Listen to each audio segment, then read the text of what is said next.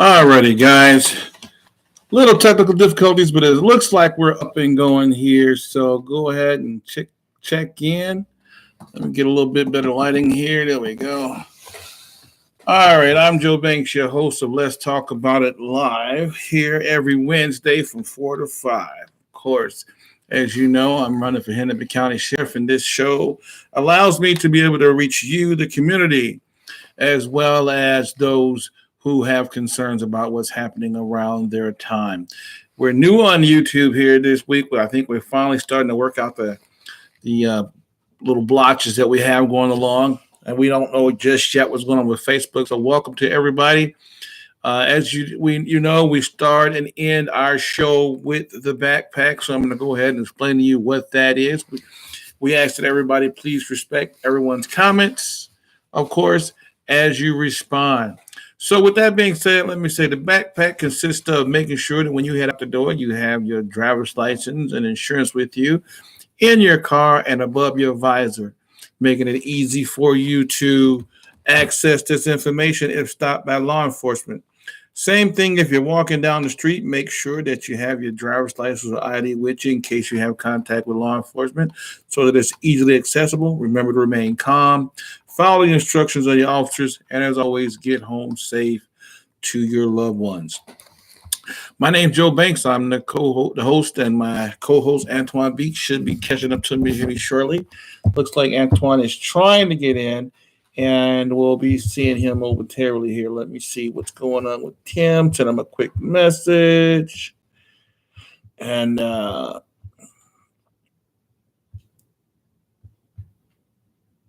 here we go. So again, everyone, let's first talk about the young kids who were shot over in Minneapolis. Of course, right now, as you know, there was still no one arrested in connection with that shooting. For those of you who forgot, of course, we know two of those young children died and one ended up with some severe trauma and is still in the process to recover. Trinity, 8 years old, and Anaya, 6 years old, were two of the children killed. And then Davion, 10 years old, is still survived and meeting therapy and some care to get back on his feet. And you have any information that could lead to the arrest or prosecution of these folks, contact Crime Stoppers at 1-800-222-8477, 1-800-222-8477, or www.crimestoppers.org. Also, if you're in the Minneapolis area, you can contact the Minneapolis Violent Crime Division at 612-673-2941, 612-673-2941. So leading into our first story today, as you know, it seems like there's a lot of turmoil going around surrounding whether or not the Minneapolis Police Department is trying to, or the city of Minneapolis is trying to abolish their police department. Beeks is saying he's having some trouble getting in. So I'm not sure what's going on there, Brother Beeks. Let me try and bring you up on the book. Give me a second here.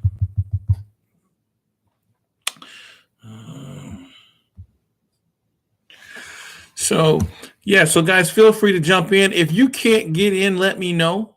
If you can't get in, this is a new system, so we are making some adjustments. So this will give us a chance to kind of gauge what this is. Brother Beeks, okay. I think he's trying to let me know he can't get in here. So anyone who's trying to get in who can't get in, I apologize ahead of time because this is the new system, but don't worry, we'll get those bugs worked out. Beeks is saying I need to invite him in, so let me figure out exactly how am I to do that here. What's this button here? Edit. Let me see here. How do I invite somebody on the new system here?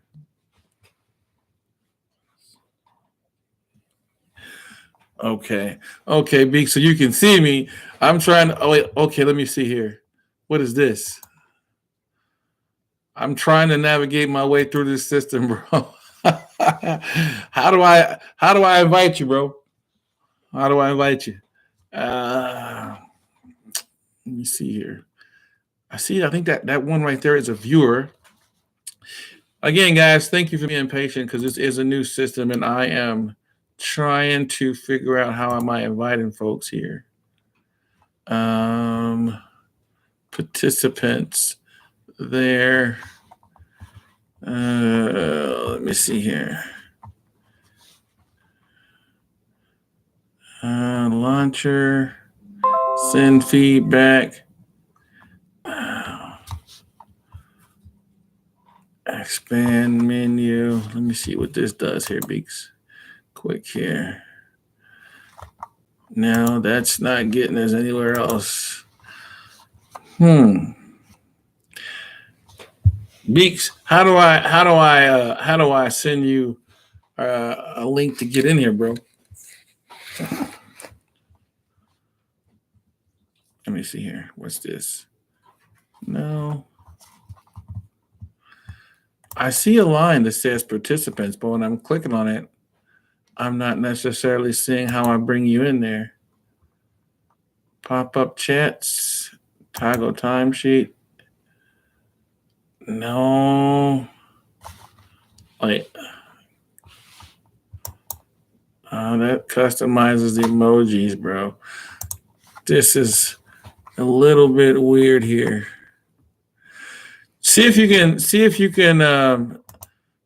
can send me a request to get in, Beeks.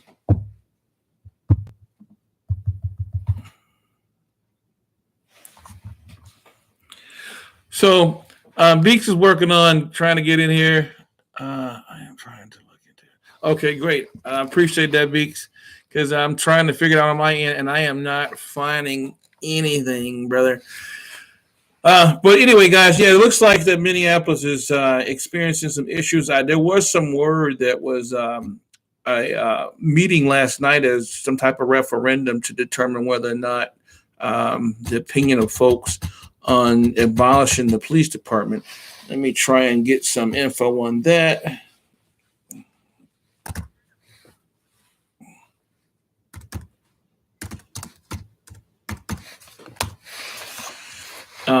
Just looking in to see what was going on with that. Of course, as you know, there was a major shooting over in the St. Paul area this past week. Sounded like there was maybe 14 people shot, one young lady killed, and our heart goes out to that family. Of course, since the uptake after the George Floyd situation, there's been an uptake in violence, gun violence for sure in the inner cities. And that's something that we're all taking a look at ways to see how we can impact and change for the positive. So make sure, like I said, if you see something that you're definitely saying something to people, notify your local law enforcement. But also remember the most important part, the quickest way to make change inside the community is to start in one's home. If you start in your own home, get the folks in check in your house. You don't necessarily have to rely too heavily on the police department because you're taking care of business on your own. Any luck you having there, Beak? Any luck at all there? Trying to get that in there. So give me 1 second here. Let me find out what's going on here.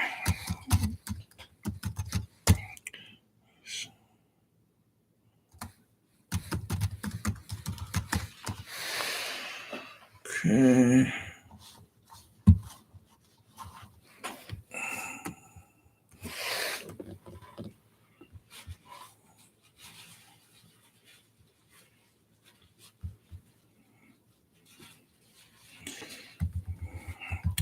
I do recall them saying that there was some type of thing going on with the okay, yeah, here it is right here. Community leaders with a debate going on. Let me take a quick peek at that and just kind of see if we can get up to speed on that. Also, like I said, it sounds like there also was a finding in the shooting involved with the federal agents and the young man over in South Minneapolis. There was a finding from the Hennepin County Attorney's Office that indicated that they were not going to go ahead and pursue any charges in the officers involved in that shooting. So they're saying that was a justifiable shoot. So we're not really sure the facts in that area, but we do know that in the situation with Terrence Franklin, as you know, who was involved in the shooting over in the Minneapolis area, where the Minneapolis police investigated that shooting themselves. The BCA had said that they didn't want to investigate it. It had already been investigated by Minneapolis, and they didn't see any new evidence. For those of you guys who don't remember, the Hennepin County Sheriff not sheriff, but the Hennepin County prosecutor had kicked that information over to the BCA, indicating that he thought there might have been a reason to take a second look at it. So there is a lot of question as to whether or not,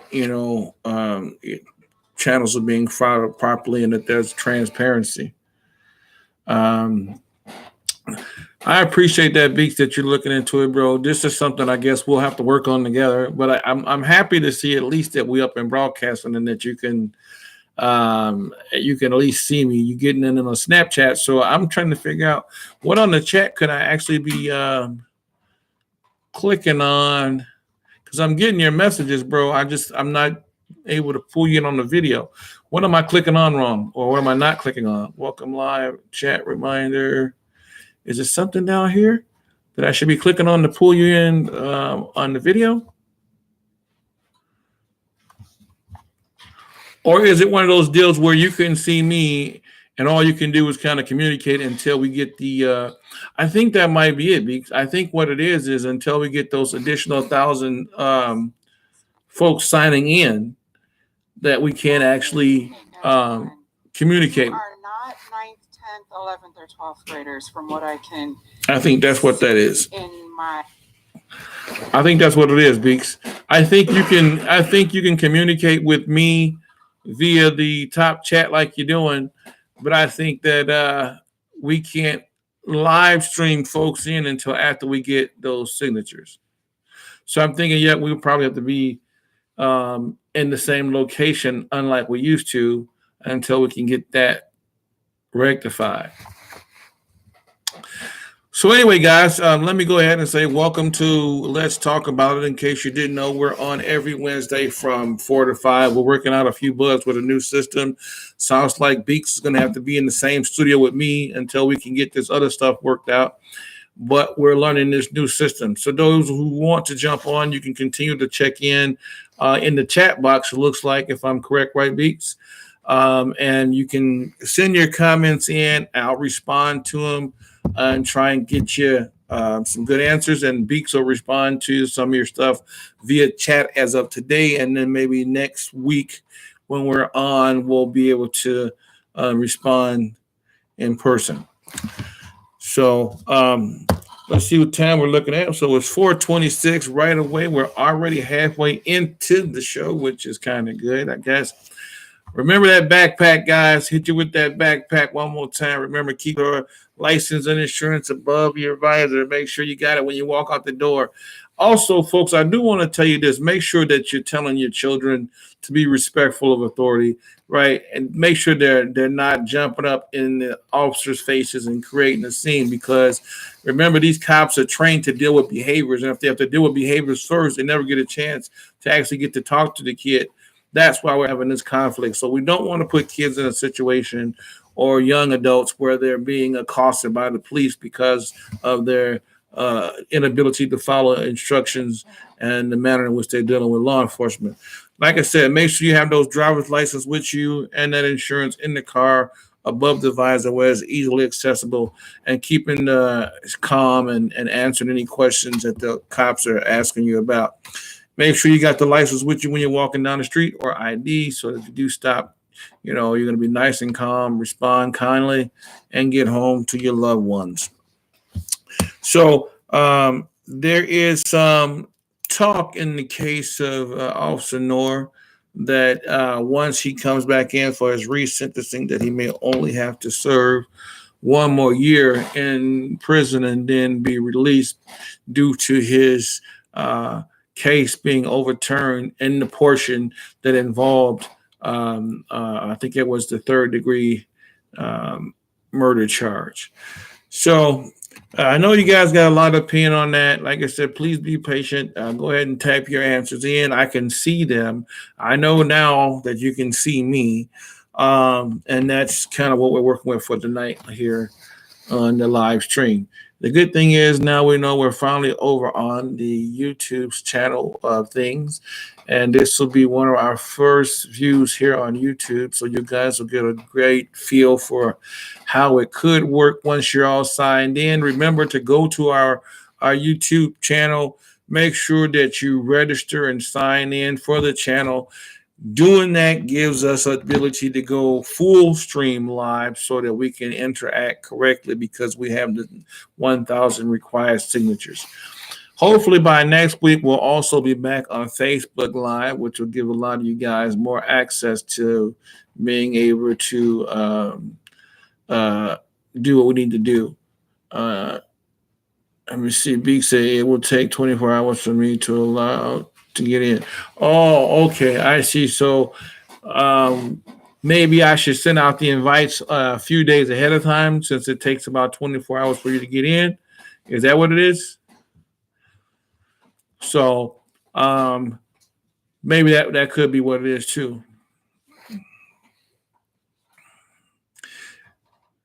Anything that you wanted to bring up today, Beaks, while you're in the chat box we could talk about?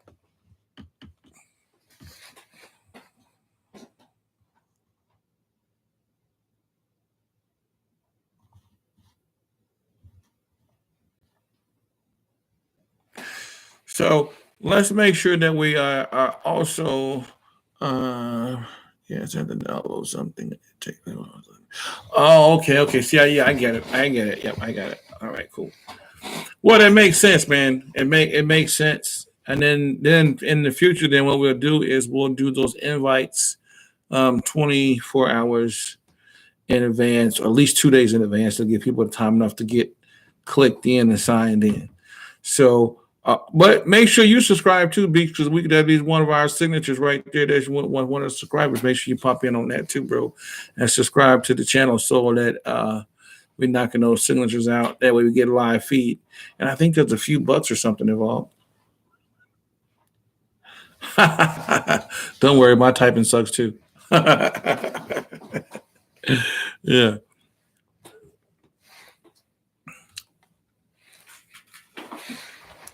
I'm just happy that we can finally get going on the stream, and I'm sure that it'll get better once we start using it a lot more. I like the the setup here though, so I think we'll probably reach a lot more people too. So, okay, cool. That's good. And then what I'll do is I'll send out more invites on the book so that people know for sure where we are and what we're trying to get done.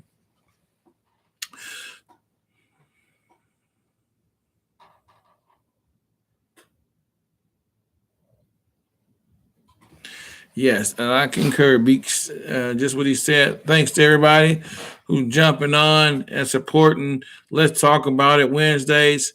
There's a lot of issues that we want to bring out and talk about. There's so much going on with all the gun violence in the local community and stuff. So there is a lot for us to get done.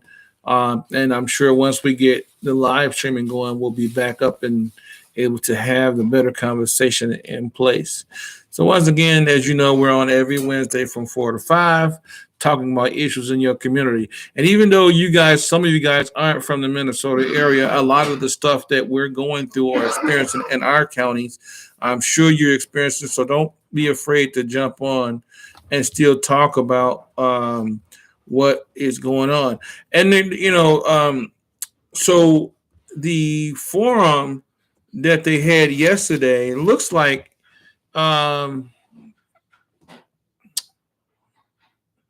thanks, Beeks. Appreciate that.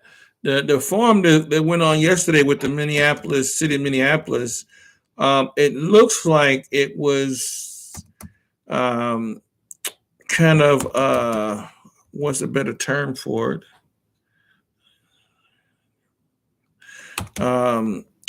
Reverend McAfee was one of the spokespersons, and I'm trying to get this feel for who the young lady was. Let me see here.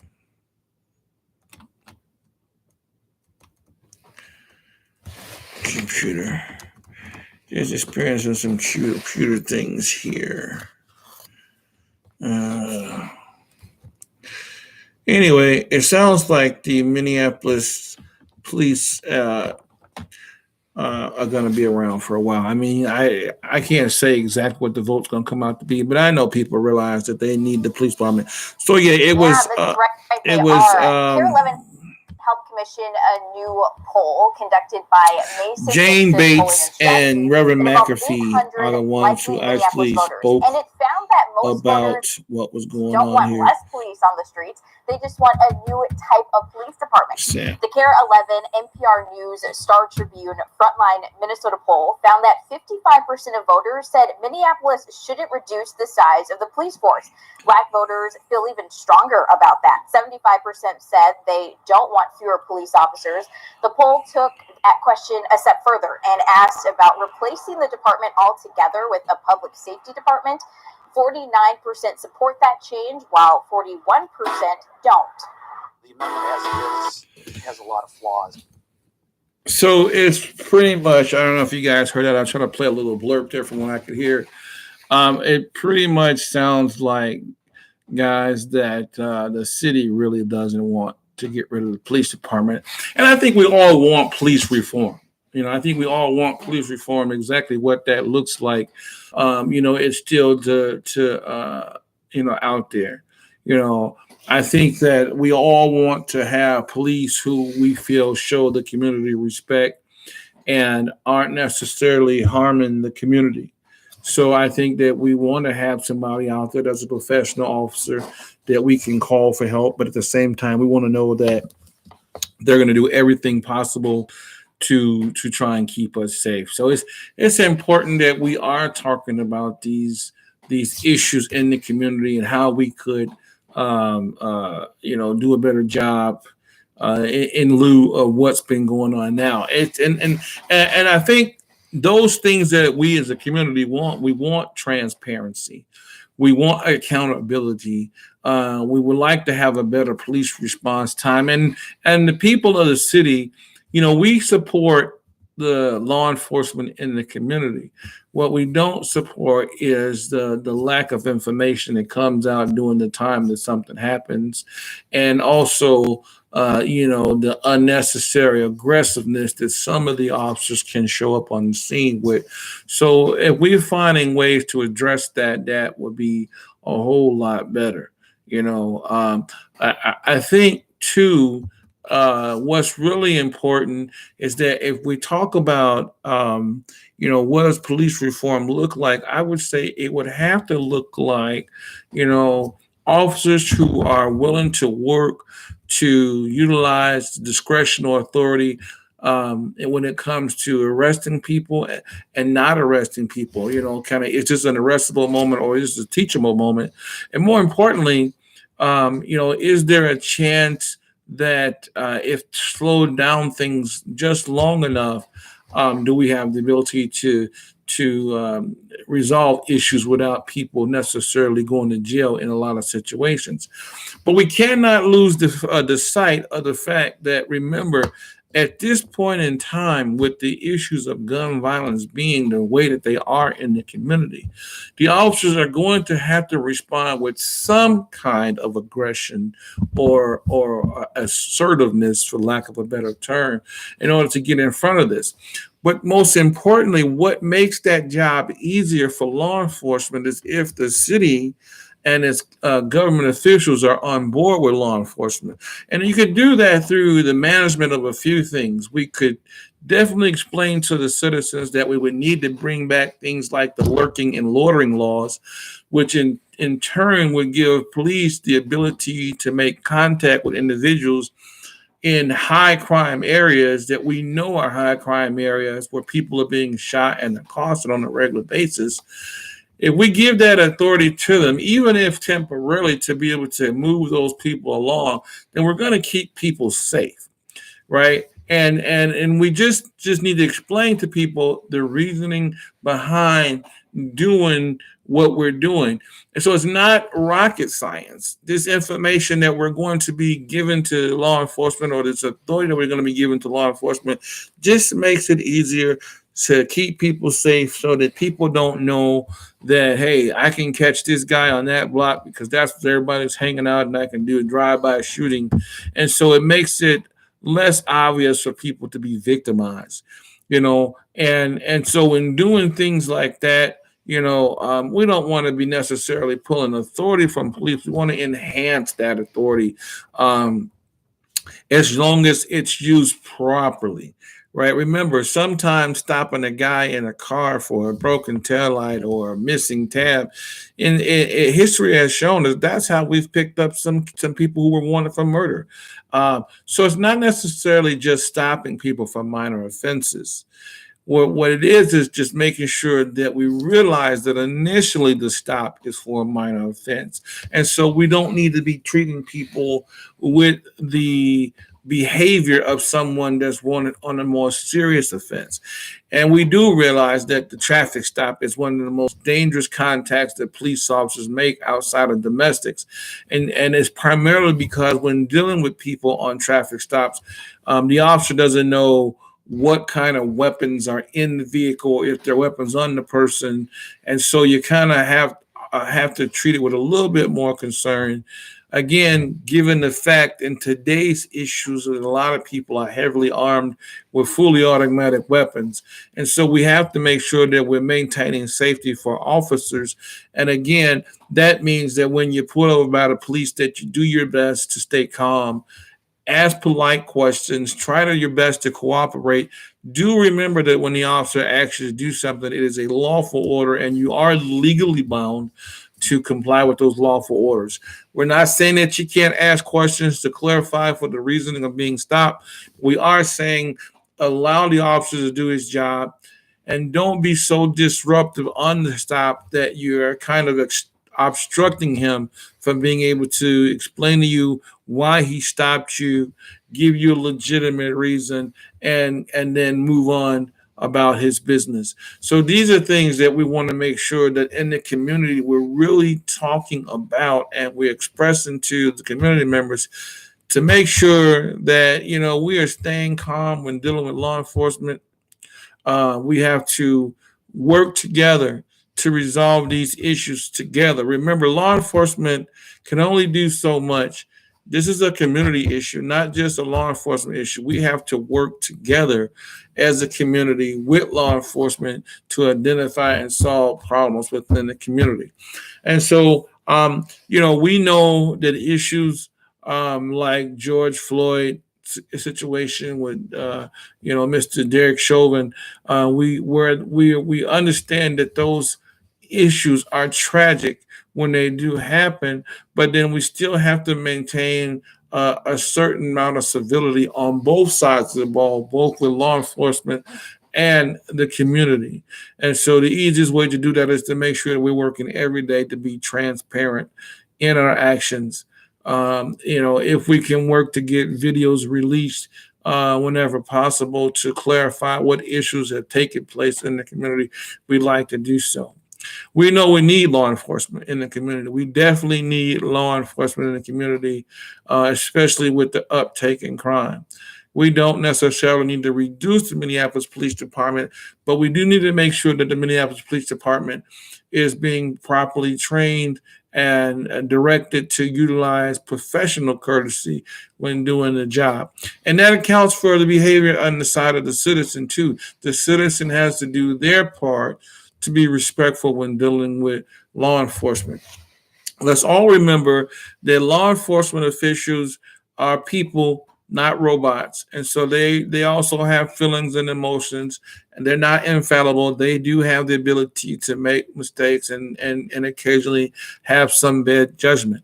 And so unfortunately, in the law enforcement world, the particular career that it is, sometimes when those mistakes are made, it can cost somebody their life. And so that's why we try and work our hardest to make sure that law enforcement have the best possible training and tools they need to do the job on a professional level. So, without preaching to you guys, I'm glad that we're able to get on here and bring up these issues, but this is stuff that we as a community need to be talking about.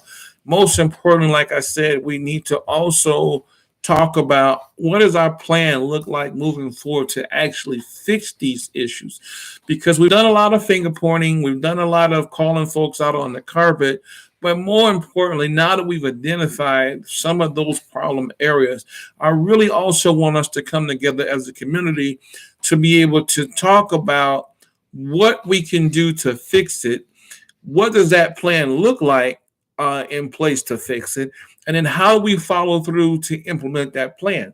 Because we're going to need a little buy-in from members of the community. We're going to need some buy-in from law enforcement officials. And then we're going to need some buy-in from the legislative officials to include our court system and our prosecution systems, because we want to make sure that, one, folks are getting the proper sentence for these crimes. They're being held properly in custody when officers go through the stress of getting these folks off the street, that they don't end up back on the street hours later after doing the heinous crime, and that the community can begin to feel safe. And more importantly, that we're getting with legislators to bring bills to the table to possibly become laws at the Capitol, so that some of these things that people want to see change can be done. Unfortunately, we didn't get the George Floyd bill through Congress. And as of today, we don't have any laws on the books in the name of George Floyd that would stop anything that we feel is unjustly done. And so I also want to look at groups like Black Lives Matter and say, I'm really happy to have Black Lives Matter out there doing some of the things that they're doing. But at the same time, even though there's a great push for people of color being assaulted or misused when it comes to law enforcement, I don't want us to misunderstand that there's still the importance to push the importance of Black life when it comes to Black on Black crime.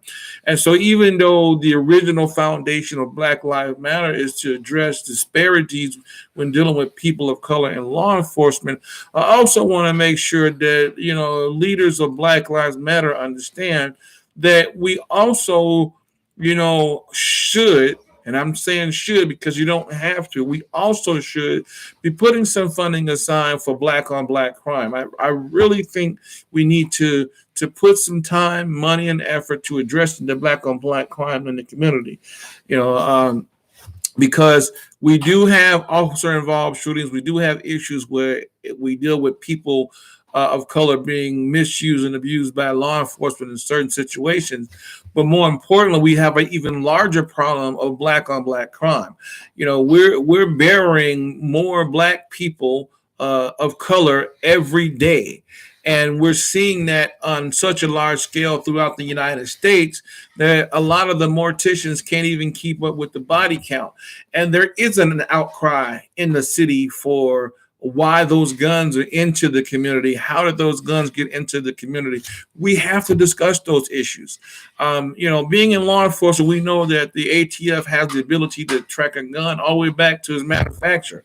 So why are we having such a problem tracking these guns in the community and where it's coming from? Why we can't figure out how these kids are coming in contact with these switches that are turning handguns into fully automatic weapons in the community?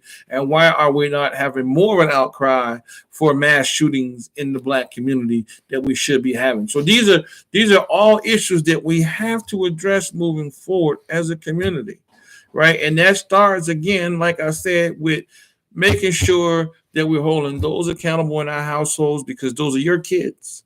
Right, those are your kids running around here shooting other kids.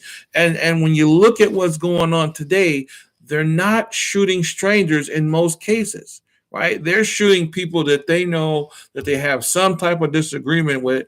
And so it's terrible that we're out here killing somebody is wrong in any fashion for the most part, right? But when you're killing people that you're hanging out with based on minor disagreements because you have a gun accessible, it makes it that much terrible. And then we're impacting two families at the same time, because you have the victim's family who's immediately affected by the loved one being lost. And then you have the person who's doing the accosting family being impacted as well, because they're losing that loved one to the prison system. So we're losing people of color at the same time on both sides of the ball. And then we have to step in and intervene to do something about that. So I would like to see a little bit more in terms of buy-in from Black Lives Matter. I want to see the leadership step up to the ball and not pitch it back and go, well, that's not what we do. We only deal with officer-involved issues. I would like to see Black Lives Matter set some funding aside and some leadership aside to address the issue throughout the United States when it comes to black-on-black crime. That's something that we have to deal with, right? Because we can't make that a black-white issue when those are people who look just like you that you're accosting in the community. So remember to have that conversation with your kids, parents. If you're finding your 13, 14-year-old with firearms in the household, it's your responsibility as the parent to address that, right? It's your responsibility. That's not a police issue. That is a parenting issue. Now, if it gets to the point where the teen is so out of control that you can't handle it, then you can contact law enforcement and ask for assistance to some degree. But remember, that's your child, and you need to deal with your child. If your child has no respect for you and has no respect for himself, why would he have respect for anybody else in the community? And so you got to start inside the house, then work your way outside the house. And when you do that, you got a community of people who see each other with respect and love for life, and we won't be shooting each other like we're doing on a daily basis. Now, just remember, this is not something that we can't solve. It's not the first time we've had gun violence in the community, so it can be solved, right? But we have to be willing to put forth the effort. Police didn't just start killing young men of color. This has been going on for a long time. We're finally able to see it readily available on social media through the help of cell phones. And so let's identify how we can fix this issue. Let's take it head on, and that's the reason why I'm running for sheriff here in Hennepin County, because I want to address those issues with your help. All right. So we're getting down toward the end of the show here, guys. We got right around 10 minutes left here on the clock. Normally about this time, my co-host Anthijuan Beeks and I would be, giving you a spiel about our background and how you can get in contact with us. Hopefully Beeks will jump in here with that and get on and Beeks, if you can hear me there, brother, go ahead and text how folks can reach out to you through the contact information. And I'll give you mine real quick. You can reach me at joelwman@hotmail.com. That's joelawman@hotmail.com. You can also reach me on Facebook or inbox me. Call me at 763-221-4724, 763-221-4724. And remember, you can go to our website at banksforsheriff.com. That's BANKS, the number 4 sheriff.com. Feel free to jump on. Remember, we're a grassroots campaign, so we could use your donations and your volunteering. $20 donation will get you one of these lovely shirts here that says Banks for Sheriff right there, so you get a good shot at that, guys. So go ahead and jump in. Make sure you're getting your donations in. Remember, we can make those changes with your help and your help alone, because we as a community have to come together to bring that unity. So here we go with the backpack once again before we get up out of here. My name is Joe Banks. I am your host of Let's Talk About It, and this is Let's Talk About It, where we're on the air every week from 4 to 5. 4 to 5 every Wednesday. Make sure you jump in and check us out. We're going to be here on YouTube coming at you live in a few weeks. Those of you who are getting this a little bit later, remember that go to our channel. Make sure you're logging into our channel and subscribing, because we need those 1,000 signatures so you can have better interaction with us. So we need those 1,000 subscribers to go on and subscribe so that you can see us live. We get better interaction besides the chat box. To all of you guys who jumped on or got in here, including my co-host, Mr. Beeks, and were able to type in and chat in, I really appreciate you guys being patient with the new system. And just, joining us on here to see what we're talking about and be a part of our show. This is our first episode here on the show, which is really good. I'm happy to be able to do it. We're trying to work out some kinks. It's a little bit different from live streaming on the book, but needless to say, we're able to get out here and get the word out. Most importantly, like I said, my name's Joe Banks. I'm running for Hennepin County Sheriff. This show gives me ability to be able to reach you, the citizen, to address some of the concerns that you may have in your community. It also allows you to tell me what's going on, meet me, see who I am, get a feel for what my platform is and the changes I intend to bring to Hennepin County and the things that I want to do to keep us all safe so we make tomorrow a better day for everybody. And just like I said, remember, we can't do it without your help. Real quick before we get out of here, because these kids were slain in such a fashion with no one being held accountable in Minneapolis, I do want you guys to take some time out to try and, respond with any information that you have to leading to the arrest of these kids who were shot and killed in Minneapolis. And of course, if you don't know, we've had a lot more children shot since these kids, and we have a lot more shootings.